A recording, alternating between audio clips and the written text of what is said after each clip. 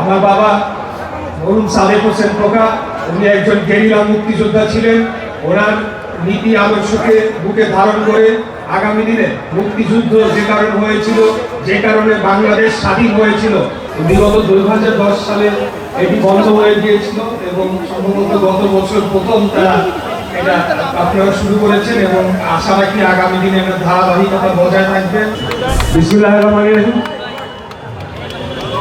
আজকে ঢাকা সমিতি কর্তৃক আয়োজিত ঈদ আনন্দ মিছিলে উপস্থিত এই অনুষ্ঠানের সম্মানিত সভাপতি, উপস্থিত প্রধান অতিথি বীর মুক্তিযোদ্ধা জনাব আব্দুল সালাম এবং বিশেষ অতিথি ঢাকা 7 আসনের মাননীয় সংসদ সদস্য জনাব হামিদুর রহমান হামিদ সহ উপস্থিত ঢাকা সমিতির সকল পর্যায়ের নেতৃবৃন্দ এবং আমাদের এখানে উপস্থিত সকল পর্যায়ের সম্মানিত নাগরিকবৃন্দ, ভোটারগণ, প্রিয় ভাই বোনেরা, আসসালামু আলাইকুম। আমি প্রথমে ঢাকা সমিতির নেতৃবৃন্দকে ধন্যবাদ জানাতে চাই। আমাকে এই অনুষ্ঠানে আপনারা বিশেষ অতিথি হিসেবে আমন্ত্রণ করেছেন।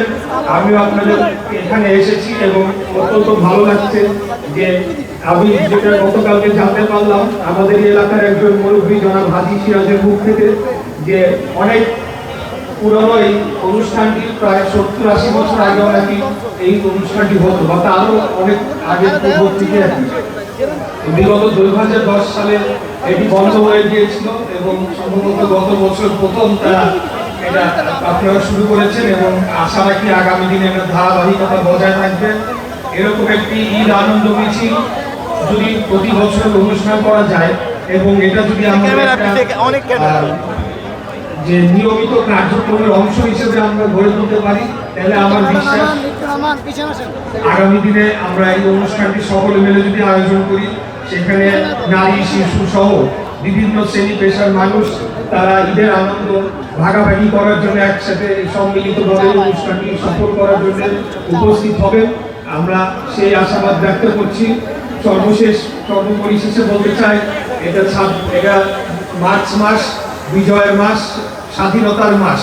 আগামী 26শে মার্চ আমাদের মহান স্বাধীনতা দিবস। 1971 সালে শহীদ রাষ্ট্রপতি জিয়াউর রহমানের কালজয়ী স্বাধীনতার ঘোষণার মাধ্যমে রক্তক্ষয়ী মহান মুক্তিযুদ্ধ শুরু হয় এবং 9 মাস মুক্তিযুদ্ধের পর আমরা এই স্বাধীন বাংলাদেশ পাই। আমার বাবা মরুম সাদেক হোসেন খোকা, উনি একজন গেরিলা মুক্তিযোদ্ধা ছিলেন। ওনার নীতি আদর্শকে বুকে ধারণ করে আগামী দিনে মুক্তিযুদ্ধ যে কারণ হয়েছিল, যে কারণে বাংলাদেশ স্বাধীন হয়েছিল, ঠিক একই কারণে আপনারা দেখেছেন 24-এর রক্তাক্ত গণ অভ্যুত্থান হয়েছে। প্রত্যেকটি আন্দোলন দেশ রক্ষার আন্দোলন, জাতি রক্ষার আন্দোলন, মানুষের অধিকার রক্ষার আন্দোলন এবং অন্যায় জুলুমের বিরুদ্ধে দাঁড়িয়ে আন্দোলন। তাই 71 থেকে 24 প্রত্যেকটা গণমানুষের আন্দোলনকে আমরা এক সূত্রে গাথা বলে বিশ্বাস করি এবং একই সাথে আমরা এটাকে ধারণ করতে চাই।